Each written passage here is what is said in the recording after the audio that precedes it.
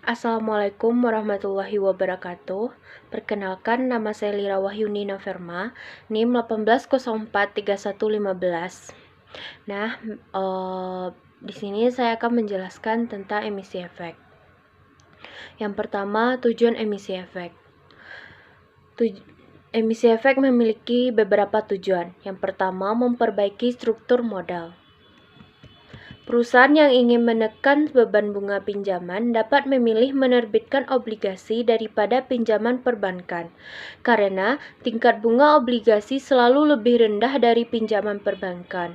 Selisih tersebut biasanya mencapai 3-5%, sehingga penerbitan efek dapat mempengaruhi struktur modal perusahaan agar lebih baik dengan mengurangi tingkat utang perusahaan.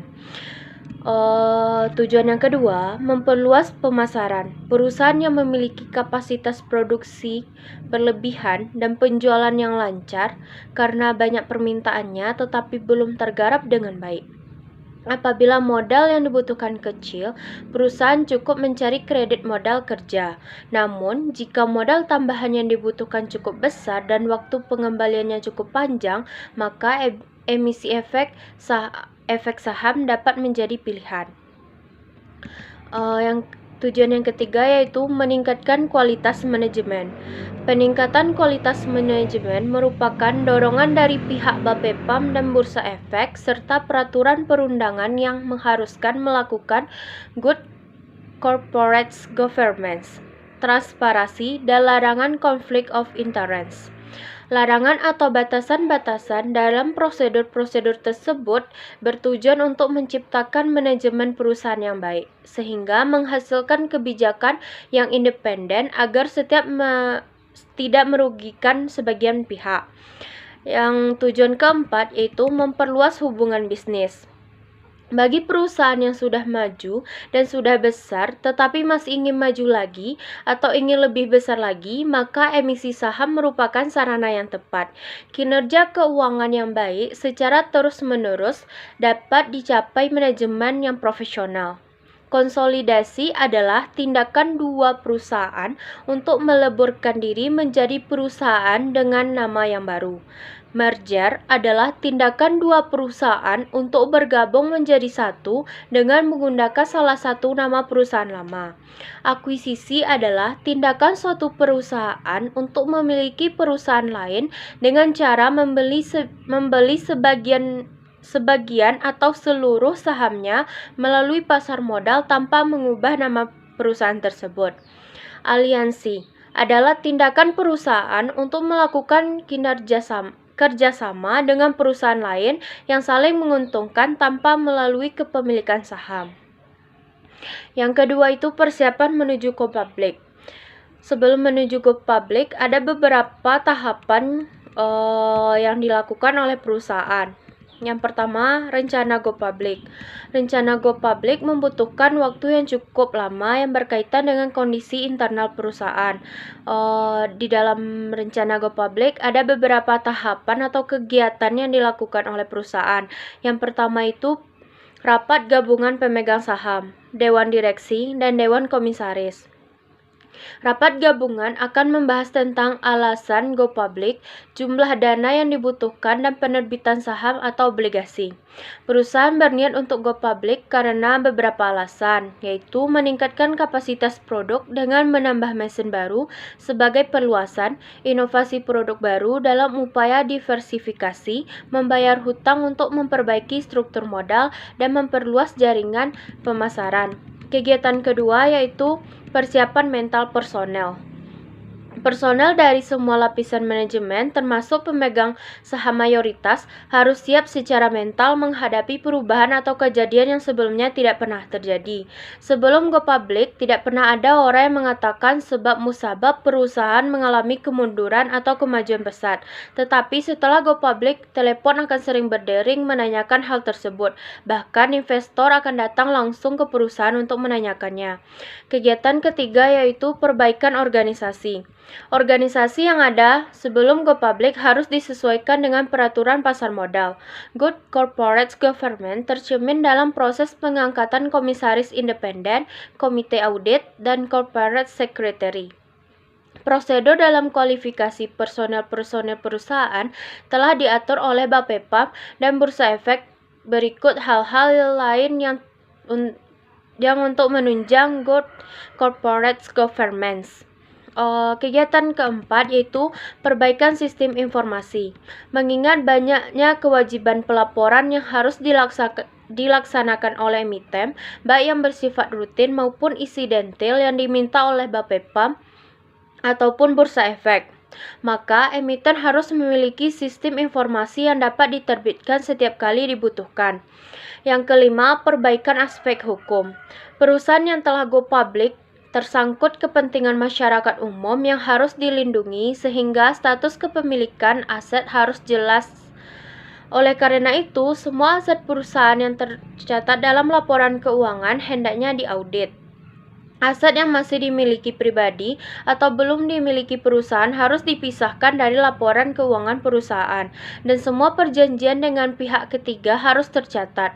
Semua perizinan usaha telah terpenuhi, kewajiban pembayaran pajak harus sudah dilakukan, termasuk proses pengelolaan limbah. Kegiatan keenam yaitu perbaikan struktur modal. Calon emiten adalah perusahaan dengan kinerja yang baik, tetapi membutuhkan tambahan modal baik untuk perluasan atau perbaikan struktur modal perusahaan. Hutang perusahaan yang tinggi tidak baik bagi kelangsungan hidup suatu perusahaan, sehingga perlu dilakukan perubahan komposisi modal perusahaan. Selain itu, semua kendala yang akan menghambat produktivitas dan kinerja perusahaan hendaknya dicari jalan keluarnya oleh pihak manajemen perusahaan. Kegiatan terakhir sebelum persiapan menuju go public, yaitu persiapan dokumen. Sebelum persiapan menuju go public dimulai, yaitu menunjukkan lembaga penunjang dan lembaga profesi.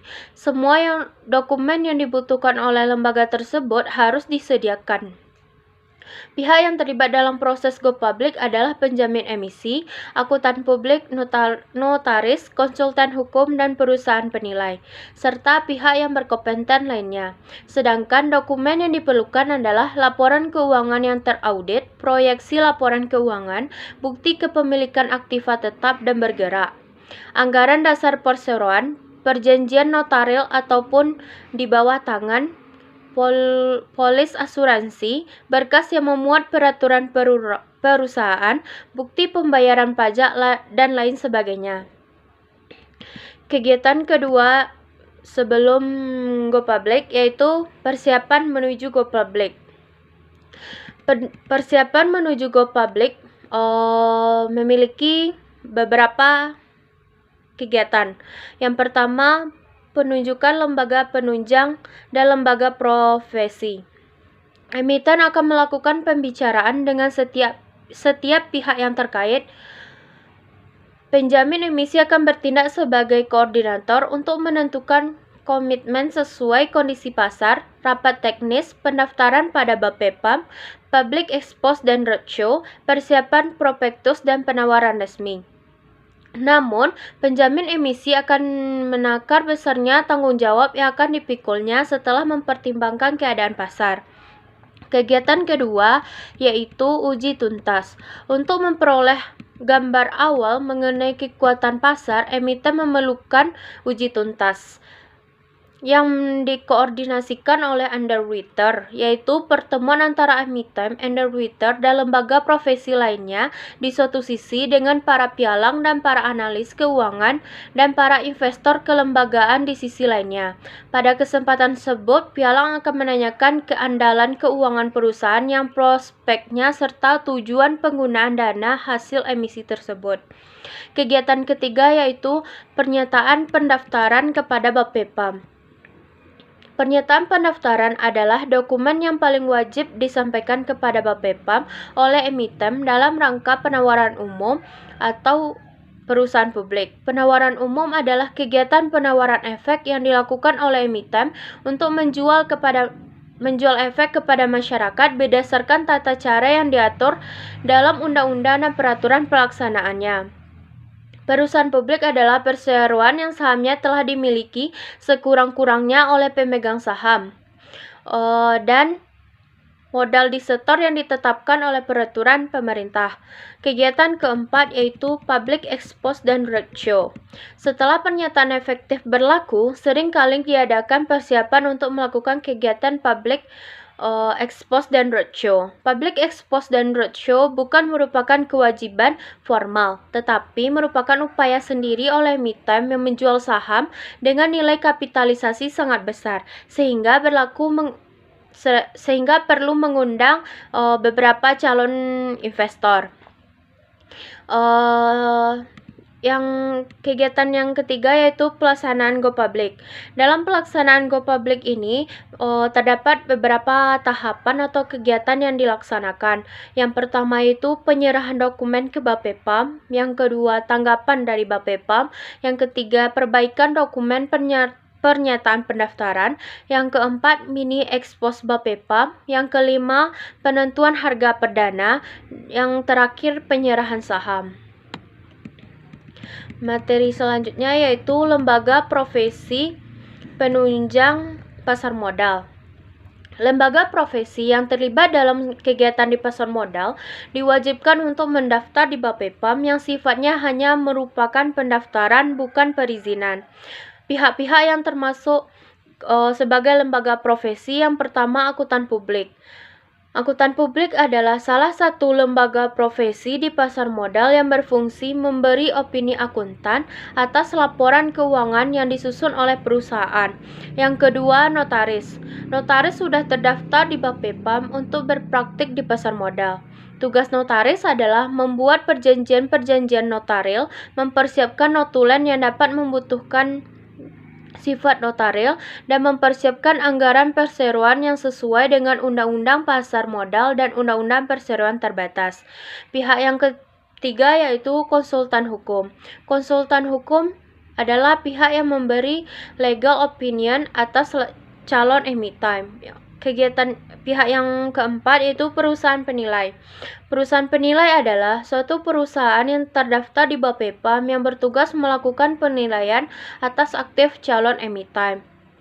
Lembaga penunjang pasar modal. Yang termasuk lembaga penunjang pasar modal yang pertama, kustodian. Kustodian adalah pihak yang memberikan jasa penitipan efek dan harta lainnya yang berkaitan dengan efek serta jasa lain, termasuk menerima dividen, bunga, dan hak-hak lain. Yang kedua, Biro Administrasi Efek adalah perusahaan yang menyelenggarakan administrasi kepemilikan efek serta mengurus hak yang melekat pada efek tersebut. Yang ketiga, Wali Amanat. Wali amanat adalah pihak yang mewakili kepentingan pemegang efek yang bersifat utang. Materi selanjutnya yaitu perbedaan antara emisi dan divestasi. Emisi yaitu saham yang ditawarkan masyarakat luas berasal dari penerbitan saham baru, sedangkan divestasi adalah saham milik pendiri atau pemegang saham lama. Hasil dari emisi akan menjadi milik perusahaan, sedangkan hasil dari divestasi akan menjadi milik pemegang saham lama atau pendiri. Tetapi seringkali divestasi ditawarkan setelah perusahaan go public. Perusahaan yang melakukan penawaran umum perdana, maka emisinya disebut IPO, sedangkan emisi saham berikutnya yang tidak ditawarkan oleh masyarakat melainkan pada pemegang saham lama disebut penawaran terbatas. Nah, hanya sekian materi dari saya. Terlebih dan terkurangnya saya mohon maaf. Assalamualaikum warahmatullahi wabarakatuh.